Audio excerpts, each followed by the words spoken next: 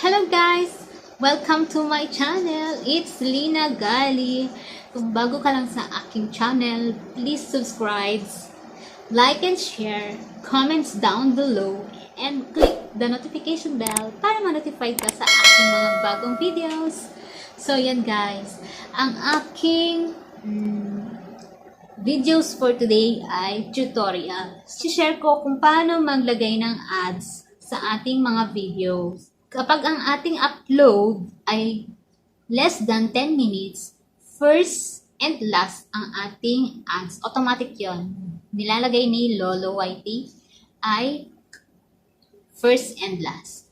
Kapag ka more than 10 minutes naman ang ating video, so pwede nating i-adjust ang ating sariling ads sa ating sariling video. So, pwede mo siya lagyan ng 5 or 10, depende sa ilang minuto mong video. So, yan guys. Start na tayo.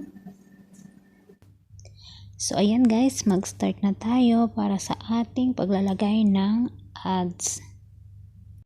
Search natin ang ating YouTube Studio. YouTube Studio. Desktop. Videos. So, ito yung video kong 14 minutes guys. So, it means more than 10 minutes. So, pupunta tayo ngayon sa $sign. So, ayan guys. Na-check na lahat ng ating ads dyan.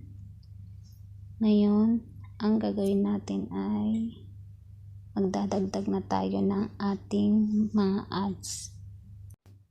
Ayan guys, kung mapapansin nyo, automatic kapag hindi natin dinagdagan ng ating ads, automatic na ganyan ang itsura. Si YT nang naglalagay. Pero pwede tayong magdagdag. So ngayon magdadagdag na tayo. So ngayon mag-start na tayo magdagdag ng ating ad breaks. Tawag dyan. So dito tayo sa start. Ayan, nakita nyo nag-yellow. So ang isusunod natin ay ayan, ilalagay mo lang siya, ipipwesto mo siya kung saan mo siya gustong ilagay. Tapos, add breaks ulit tayo. Yan, ganun lang guys. Ipipwesto ulit natin kung saan natin gusto ilagay ang ating ads. So, ayan guys. Add breaks ulit.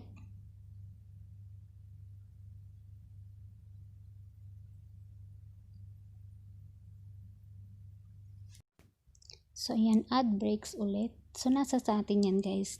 Up to you or nasa sa inyo kung ilan ang gusto nyong ilagay at kung saan nyo gustong ilagay yung inyong ads sa inyong mga videos.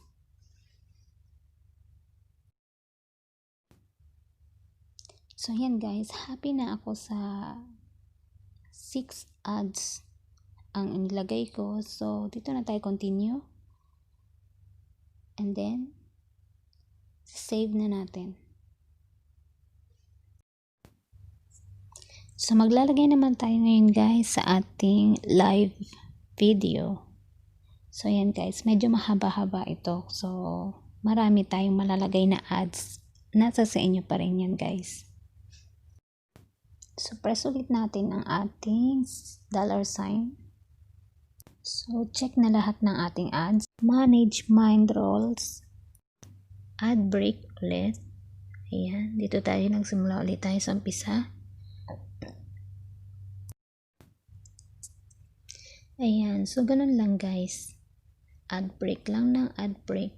Kung ilan yung gusto mong ads sa iyong mga video.